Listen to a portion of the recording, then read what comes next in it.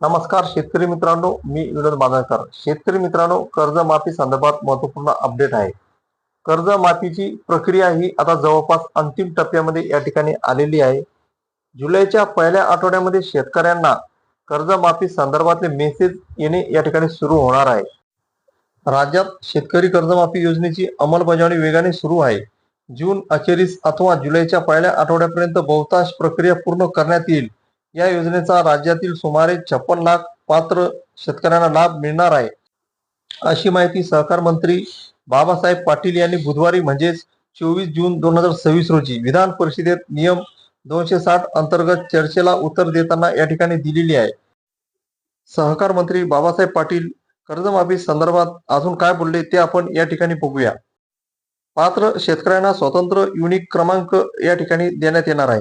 म्हणजेच पात्र शेतकऱ्याला स्वतंत्र युनिक क्रमांक देण्यात आला असून ऑनलाईन पोर्टलवर डेटा अपलोड केला आहे.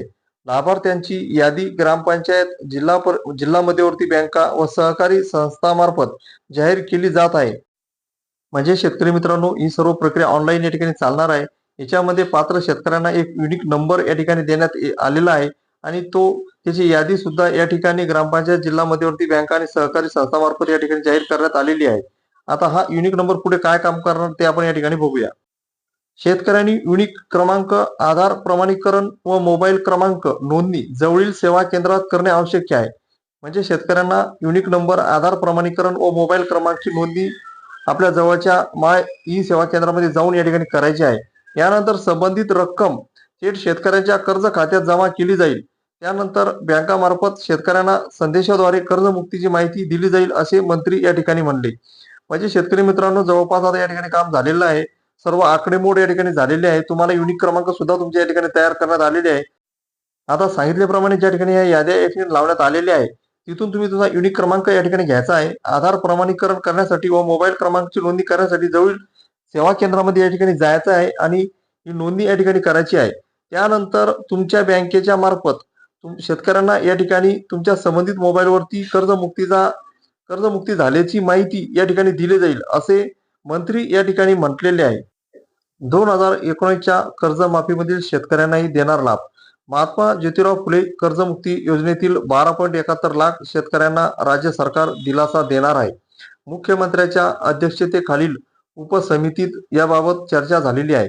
त्याबाबतचा निर्णय लवकरच मुख्यमंत्री जाहीर करतील, अशी घोषणा कृषी मंत्री दत्तात्रय भरणे यांनी विधानसभेत 24 जून 2026 रोजी या ठिकाणी दिलेली आहे.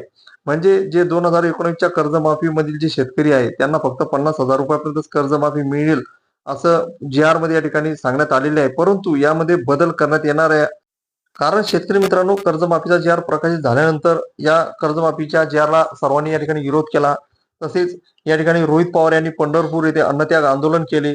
तसेच बुलढाण्यातील तुपकर यांनी सुद्धा या ठिकाणी आंदोलन केले. तसेच महाराष्ट्र राज्यातून अनेक शेतकरी संघटनांनी या ठिकाणी आंदोलन केले, रस्ता रोको केला. त्यामुळे शेतकऱ्याला या ठिकाणी या कर्जमाफीच्या GR मध्ये बदल करण्यासंदर्भात ते या ठिकाणी विचाराधीन झालेले आहे. आणि कृषी मंत्री दत्तात्रय भरणे सुद्धा आता यांनी विधानसभेत या ठिकाणी ही घोषणा केलेली आहे की मुख्यमंत्री साहेब यांच्या अध्यक्षतेखाली जी उपसमिती आहे, हे या समितीमध्ये या कर्जमाफीत 2019च्या कर्जमाफीमधील जे शेतकरी आहे त्यांना या ठिकाणी दिलासा या ठिकाणी देण्यात येणार आहे. अशा प्रकारे शेतकरी मित्रांनो, ही होती कर्जमाफी संदर्भातली महत्त्वपूर्ण अपडेट. असेच नवनवीन महत्त्वपूर्ण माहिती करता या व्हिडिओला लाईक आणि चॅनलला सबस्क्राईब करायला विसरू नका. जय जवान, जय किसान.